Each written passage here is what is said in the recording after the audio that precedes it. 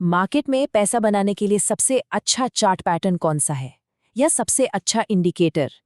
लेकिन सोचिए, अगर ये सवाल ही गलत हो तो 23 साल का तजुर्बा रखने वाले एक ट्रेडर का तो यही मानना है, असली लड़ाई कहीं और ही लड़ी जा रही है। असल में ये लड़ाई है हमारे अपने दिमाग के अंदर।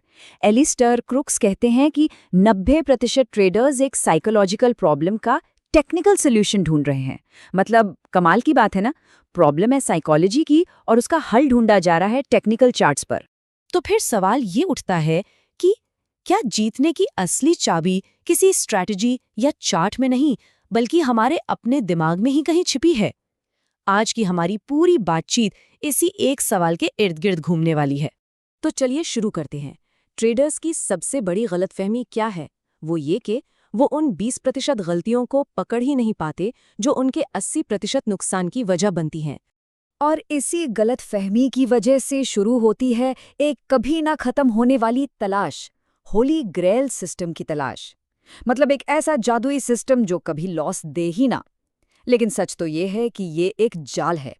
सालों से, दशकों से ट्रेडर्स इसी जाल में फंसते आ रहे हैं, नए नए ऑटोमेटेड सिस्टम्स और शॉर्टकट्स के पीछे भाग रहे हैं, जबकि असली प्रॉब्लम वो वहीं की वहीं खड़ी है। तो मुद्दा है साइकोलॉजी बनाम सिस्टम का। ये एक तरह की लड़ाई है, बाहरी दिखावे और अंदर की असलियत के बीच। इस फर्क को ना इस टेबल से बहुत अच्छे से समझा जा सकता है। एक तरफ है सोशल मीडिया का मिथक, जहां क्या दिखता है, क्विक फिक्स, लैम्बो वाली लाइफस्टाइल और दूसरों से मिलने वाली तारीफ। लेकिन दूसरी तरफ है प्रोफेशनल ट्रेडर की असलियत। यहां फोकस होता है प्रोसेस पर, इमोशनल कंट्रोल पर और सिर्फ पैसा छापने की जगह एक लंबा करियर बनाने पर। और इस दिखावे की दुनिया के पीछे एक बहुत बड़ा साइकोलॉजिकल कॉन्सेप्ट काम करता है, जिसे कहते हैं मिमेटिक डिजायर। इसका सीधा सा मतलब है किसी चीज को सिर्फ इसलिए चाहना क्योंकि बाकी सब लोग उसे चाह रहे हैं। ये पूरी इंडस्ट्री इसी आग में घी डालने का काम करती है। और नतीजा, ट्रेडर अपने असली गोल को भूलकर बस एक इमेज के पीछे भागने लगता है। तो ठीक है, इस दिमागी लड़ाई में हमारे दुश्मन कौन है? चलिए उन 3 बड़े कॉग्निटिव बायसेस की बात करते हैं जो ट्रेडर्स के अकाउंट को सबसे ज्यादा नुकसान पहुंचाते हैं। नंबर 1 पर है रीसेंसी बायस। इसका मतलब ये है कि जो ट्रेड अभी अभी हुआ है उसका असर दिमाग पर बहुत ज्यादा होता है। जैसे मान लीजिए पिछला ट्रेड प्रॉफिट में गया तो एकदम से लगता है कि अब तो हम मार्केट के बादशाह हैं, और इसी ओवर कॉन्फिडेंस में अगला ट्रेड बिना सोचे समझे ले लिया जाता है। और इसका उल्टा भी होता है, अगर लॉस हो गया तो डर के मारे एक अच्छी खासी अपॉर्चुनिटी भी हाथ से निकल जाती है। दूसरा है कन्फर्मेशन बायस, और यकीन मानिए ये और भी खतरनाक है। इसमें होता क्या है कि ट्रेडर पहले एक फैसला ले लेता है और फिर सिर्फ वही जानकारी ढूंढता है जो उसके फैसले को सही साबित करे। वो हर उस न्यूज़, हर उस चार्ट पैटर्न पर ध्यान देगा जो कह रहा हो हाँ तुम सही हो, और उन सारे सिग्नल्स को अनदेखा कर देगा जो चिल्ला चिल्ला कर कह रहे हो कि भाई तुम गलत हो। और तीसरा है हाइंडसाइट बायस। ये मुझे तो सब पता था वाला इफेक्ट है। ट्रेड खत्म होने के बाद सोचना कि अरे यार, मुझे तो पता ही था कि यहीं से मार्केट गिरेगा, या मुझे मालूम था कि इसे होल्ड करना चाहिए था। ये सोच इतनी खतरनाक है कि ये ट्रेडर्स को अपने ही फैसलों पर शक करने और एक स्ट्रैटेजी से दूसरी पर कूदते रहने पर मजबूर कर देती है। तो एक पल के लिए रुककर सोचने वाली बात है कि इन तीनों में से कौन सा बायस ट्रेडिंग के फैसलों पर सबसे ज्यादा असर डालता है? तो सवाल ये है कि इन दिमागी जालों से बाहर कैसे निकलें?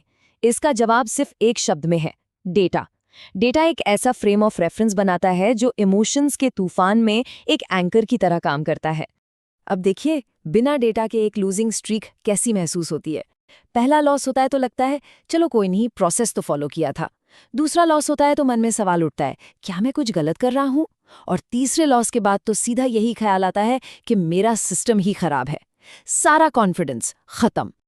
लेकिन डेटा इसी इमोशनल रोलर कोस्टर का एंटीडोट है, उसकी काट है। जब एक ट्रेडर के पास अपनी स्ट्रैटेजी का पिछला डेटा होता है तो उसे ये पता होता है कि अरे लगातार 3 लॉस होना तो मेरे सिस्टम में एक नॉर्मल बात है। तब वो अपनी फीलिंग्स पर नहीं बल्कि मैथ्स पर, प्रोबेबिलिटी पर भरोसा करता है। यहाँ एक और बहुत जरूरी फर्क समझना होगा, कंट्रोल के एरिना और परफॉर्मेंस के एरिना के बीच। बैक टेस्टिंग और जर्नल लिखना, ये सब कंट्रोल का एरिया है। यहाँ सब सेफ लगता है, कोई रिस्क नहीं। लेकिन लाइव ट्रेडिंग वो है परफॉर्मेंस का एरिना, जहाँ असली डर और सारी कमजोरियां खुलकर सामने आती हैं। और होता यह है कि कई ट्रेडर्स लाइव ट्रेडिंग के प्रेशर से बचने के लिए कंट्रोल वाले सेफ जोन में ही छिपे रहते हैं, जो एक तरह की प्रोडक्टिव प्रोक्रेस्टिनेशन बन जाती है। तो आखिर में मार्केट में लंबे समय तक टिके रहने की चाबी क्या है? इसका राज है अपने फोकस को शिफ्ट करने में। जैसा कि एलिस्टर क्रुक्स ने कहा है, अगर आप प्रोसेस से प्यार नहीं करते तो ये सफर शायद बहुत छोटा होगा, क्योंकि आप बर्नआउट हो जाएंगे। मतलब लॉन्ग टर्म सक्सेस किसी एक ट्रेड से मिलने वाले पैसे में नहीं है, बल्कि रोज रोज के काम में, उस एनालिसिस में, उस डिसिप्लिन में, उस पूरे प्रोसेस को एंजॉय करने में है। और इसका एक बहुत ही प्रैक्टिकल तरीका है अपने टाइम होराइजन को बड़ा करना। जब एक हफ्ता बुरा जाए तो उस पर अटके रहने की बजाय जूम आउट करके पूरे क्वार्टर को देखिए। जब एक क्वार्टर बुरा लगे तो पूरे साल को देखिए। जब देखने का नजरिया इतना बड़ा हो जाता है तो ये छोटे मोटे उतार चढ़ाव परेशान करना बंद कर देते हैं।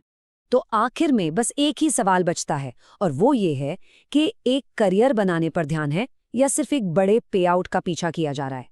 और यही एक सवाल है जो तय करता है कि कोई इस मार्केट में एक लंबा करियर बनाएगा या बस कुछ समय की चमक बनकर गायब हो जाएगा।